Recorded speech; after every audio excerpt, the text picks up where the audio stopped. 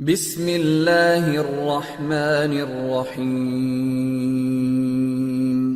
رب زدنی علما۔ 12واں بڑا گناہ اور حرام کام، منافقوں اور فاسقوں سے محفل بازی کرنا۔ بہت سے کمزور ایمان لوگ بعض بدکاروں، فاسقوں، فاجروں کی محفلیں سجاتے ہیں، بلکہ بعض اوقات تو اللہ تعالیٰ کی شریعت پر طنز و تنقید کرنے والے اور دین و اہل دین کا مذاق اڑانے والوں کے ساتھ بھی برابر اٹھتے بیٹھتے، کھاتے پیتے ہیں۔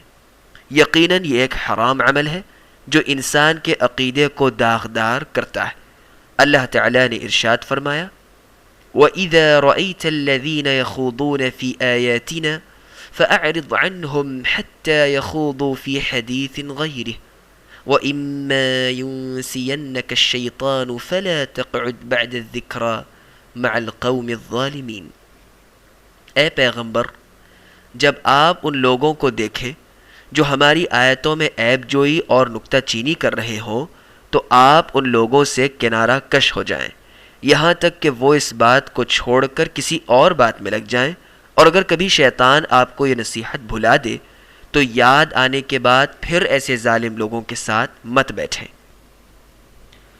اس آیت میں خطاب اگرچہ نبی کریم صلی اللہ علیہ وسلم سے ہے، لیکن امت مسلمہ کا ہر فرد اس سے مخاطب ہے۔ اس سے ہر وہ مجلس مراد ہے جہاں اللہ اور اس کے رسول کے احکامات کا مذاق اڑایا جاتا ہو، دینداروں پر آوازیں کسے جاتے ہوں، یا بدعتیوں مشرکوں کی محفلیں مراد ہیں جہاں بدعتی لوگ اپنی نفسانی خواہشات کے پیچھے لگ کر آیات الہی کو توڑ مروڑ کر پیش کر رہے ہوں۔ اگر کوئی شخص ان بدعتیوں کو ان حرکات سے باز نہیں رکھ سکتا تو کم از کم ان سے میل جول بھی تو نہ رکھے اور نہ ان کی محفلوں میں جائے، اور خاص طور پر وہ شخص جو دینی علم سے ناواقف ہو، اس کے حق میں یہ حکم زیادہ تاکیدی ہے تاکہ کہیں وہ اہل بدعت کے گمراہ کن شبہات اور فاسد تعویلات سے متاثر ہو کر دین حق سے ہاتھ نہ دھو بیٹھے۔ ہاں، اگر وہ صاحب علم ہو اور کلمۃ الحق بلند کرنے نیز اہل بدعت کے باطل شبہات کا رد کرنے کی نیت سے شرکت کرے تو جائز ہے، بصورت دیگر سخت گناہ اور عذاب الہی کا باعث ہے۔ مذکورہ بالا حالت میں ان کے ساتھ اٹھنا بیٹھنا اور میل جول رکھنا کسی صورت جائز نہیں، چاہے وہ کس قدر زیادہ گہرے اور قریبی رشتہ دار ہی کیوں نہ ہو، ان کا قبیلہ و خاندان کس قدر مہربان خوش مزاج ہی کیوں نہ ہو، اور ان کی زبانیں چاہے کس قدر میٹھی اور شیرین کیوں نہ ہو، بہرحال ایسے ظالموں کے ساتھ اٹھنا بیٹھنا جائز نہیں۔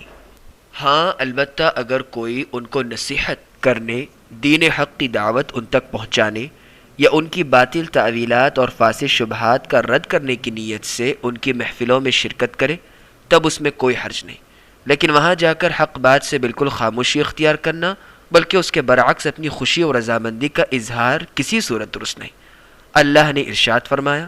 فَإِن تَرْضَوْا عَنْهُمْ فَإِنَّ اللَّهَ لَا يَرْضَى عَنِ الْقَوْمِ الْفَاسِقِينَ، سورۃ التوبہ آیت نمبر 96۔ اگر تم ان منافقوں سے راضی بھی ہو جاؤ تو اللہ تعالیٰ تو ایسے شریر بدکار لوگوں سے راضی نہیں ہو سکتا، کیونکہ انہوں نے اطاعت الہی سے فرار کا راستہ اختیار کیا ہے۔ اس میں اشارہ ملتا ہے کہ مسلمانوں کے لیے کسی صورت بھی منافقوں، شریروں، بدکاروں، فاسقوں، فاجروں سے راضی ہونا جائز نہیں، اور نہ ہی ان سے دلی دوستی اور محبت کی پینگیں بڑھانا درست ہے۔